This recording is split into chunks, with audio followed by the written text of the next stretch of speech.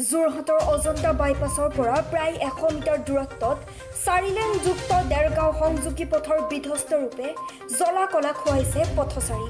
পথৰ মাজত সৃষ্টি হৈছে পুখুৰী সদৃশ গাঁতৰ। ব্যস্ততাপূৰ্ণ পথটোৰ এনে বিধ্বস্ত ৰূপে পথটোৱে অহা যোৱা কৰিবলৈ বিভিন্ন সমস্যাৰ সন্মুখীন হৈছে পথচাৰী। লগতে যান-জঁটৰ সৃষ্টি হৈ বহু সময় ধৰি যান-বাহনসমূহ পথৰ ওপৰত ৰৈ থাকিবলগীয়া হয়। বাৰিষা অহাৰে পৰা পথটোত পানী জমা হৈ পথৰ অৱস্থা দিনক দিনে বেছি বেয়া হ'বলৈ ধৰিছে।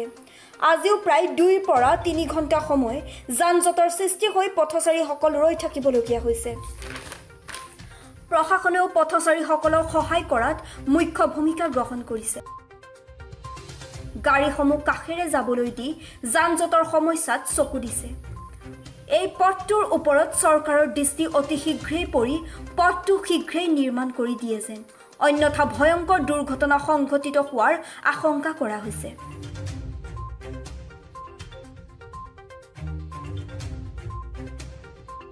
পথৰ কাৰণে পানী জাম হৈ গৈছে আৰু সেইকাৰণে বেয়া হৈছে ৰাস্তাটো।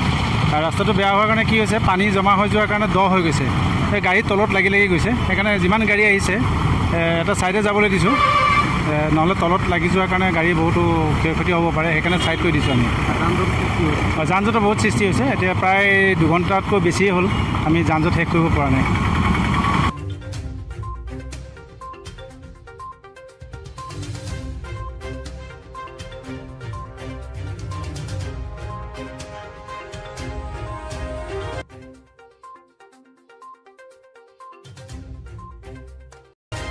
যোৰহাটৰ পৰা নীলাভ চন্দনৰ ৰিপৰ্ট, প্ৰাইম আছাম।